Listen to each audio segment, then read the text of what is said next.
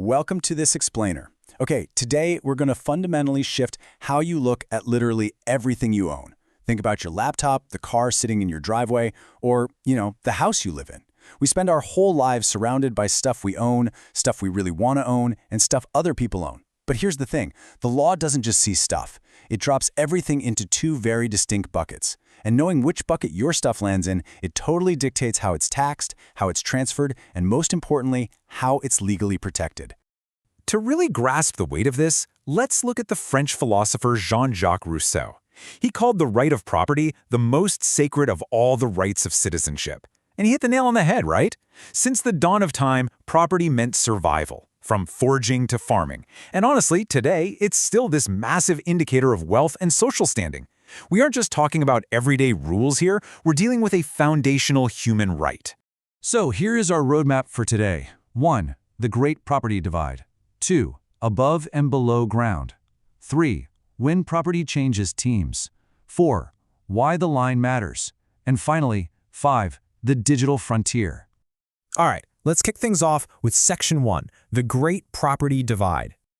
I want you to picture an invisible legal line drawn straight through your world. Over on one side, we've got Team Real Property.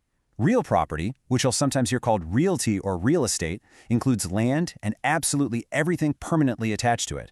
We're talking about the dirt on the ground, natural vegetation like giant oak trees, and artificial structures like your house, a detached garage, or a barn. The absolute defining characteristic here is that it is essentially immovable. Now, if real property is the immovable land and structures, personal property is, well, pretty much everything else. If you can pick it up and move it, congratulations, it's personal property. This covers tangible stuff you can actually touch, like your car, heavy construction equipment, or even just the shirt on your back. The magic word here is movable. But, as we're going to see a bit later, personal property also sweeps up intangible assets that only exist conceptually. Let's roll right into Section 2, above and below ground. Here's a wild thought. When you buy real estate, your ownership doesn't just stop at the grass. Look up. Your property boundaries actually extend all the way to the farthest reaches of the atmosphere. You literally own the airspace above your land. Now, there is a practical catch here. Commercial and private flights cruising over your house don't typically violate your property rights. They only become a legal headache if those flights are so insanely low and frequent that they ruin your ability to actually use and enjoy your land. Okay, now look down. Your boundaries also plunge straight down to the center of the earth. And these subsurface rights? They can be an absolute goldmine because they include ownership of minerals, oil, and natural gas. In a lot of states, you can actually slice these rights right off and sell the subsurface stuff to an oil company, all while keeping the surface land for yourself. But it comes with strict rules. If the folks who bought those subsurface rights start digging and accidentally cause your surface structures to cave in, they are held absolutely liable for all that damage. No excuses. Moving into the gray area with Section 3, when property changes teams. So what exactly happens when that legal boundary line between real and personal property gets super blurry? Well, enter the fixture. A fixture is basically a piece of personal property that has become so permanently attached to real property that the law literally changes its classification. It basically switches teams and becomes part of the real estate. We're talking permanent attachment using cement, mortar, heavy bolts, or even the roots of a planted tree.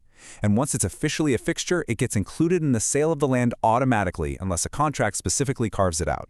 Let's put this to the test with a real-world scenario. Let's say there's a business called Sage Farm, and they've got this massive industrial-quality irrigation system. Now, a bank holds a mortgage on this farm, and that mortgage is legally secured by all buildings and fixtures. Sadly, Sage Farm goes bankrupt.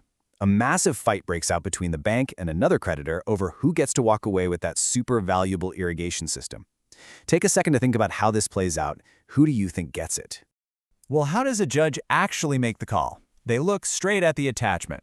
Because this specific irrigation system is heavily bolted to a cement slab and physically connected to an underground well, it's firmly attached to the land. It's totally integral to how the farm operates. Because of that, a court would very likely rule that it is, in fact, a fixture.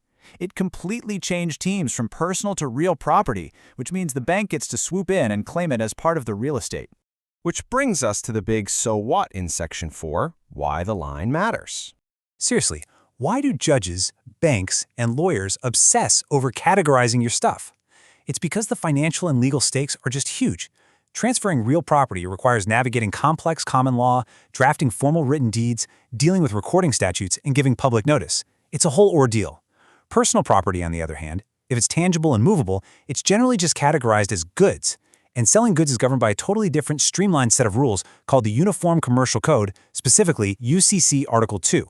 That's designed to make everyday commercial transactions way faster and simpler. Because real property is so uniquely permanent, it triggers some heavy legal doctrines, like the equal dignity rule. Imagine a boss, Parker, orally asking his agent, Austin, to go sell a ranch. Austin goes out, finds a buyer, and signs a contract. But guess what? That buyer actually cannot enforce the contract right away. Why? Because contracts involving an interest in real estate absolutely must be in writing to be legally enforced. A quick handshake or a verbal sure thing just won't cut it when it comes to dirt, because the law considers land transfers way too important to rely on spoken words alone. And this divide also has massive tax implications. Back in 1992, the U.S. Supreme Court ruled that an individual state couldn't force an out-of-state business to collect and hand over state sales taxes unless that business had a substantial physical presence inside the state. And this is exactly where the property categories matter. Historically, having a physical presence meant owning real property, like a brick-and-mortar store or a giant warehouse. So for a long time, the physical location of your real and personal property literally dictated your entire tax liability. It was a huge deal. Finally, let's look at where things are heading in Section 5, the digital frontier. We've spent a lot of time talking about land and physical objects you can actually touch, but personal property absolutely does not need a physical form to be incredibly valuable. Intangible personal property exists purely conceptually.